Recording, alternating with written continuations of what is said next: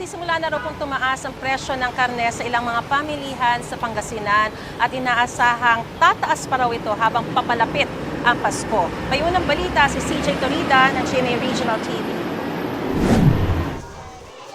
Nagsisimula lang tumaas ang demand sa ilang karne ayon sa ilang negosyante. Bagamat mataas ang presyuhan sa ilang karne, unti-unti na raw sumisigla ang bentahan. Inaasahan ng ilang negosyante na tataas pa ang presyo ng ilang karne habang papalapit ang Kapaskuhan.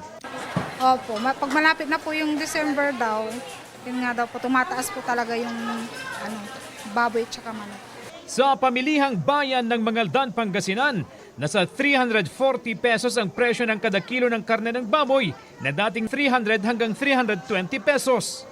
Nasa 200 pesos naman ngayon ang presyo ng kada kilo ng manok na dating 180 hanggang 190 pesos ang kada kilo. 420 pesos naman ang kada kilo ng karne ng baka na dating 400 pesos. Kami rin nahirapan, siyempre kulang ang gayad. At siyempre magtipid.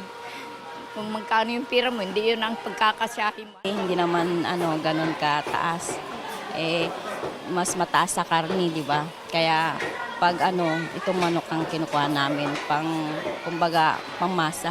Ayon sa Samahang Industriya ng Agrikultura o SINAG, inaasahang tataas ang demand sa karne sa mga susunod na araw. Tiniyak ng SINAG na hindi maaapekto ng supply kasabay ng pagtaas ng demand, lalo na sa holiday season. Hopefully ay this coming